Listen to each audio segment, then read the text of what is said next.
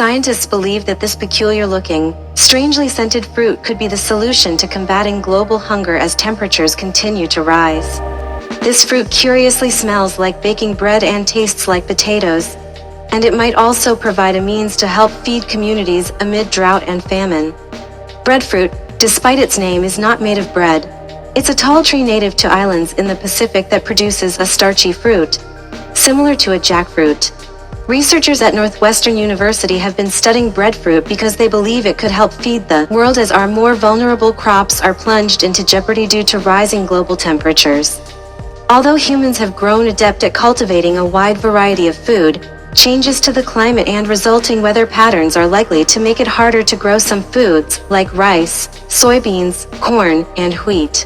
And considering how many people eat these foods, that's a big deal.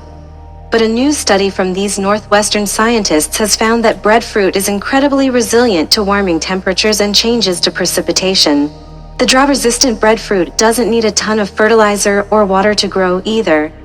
What may make breadfruit the best option for feeding the world, though, is its ability to grow in places that will be most impacted by the planet's overheating.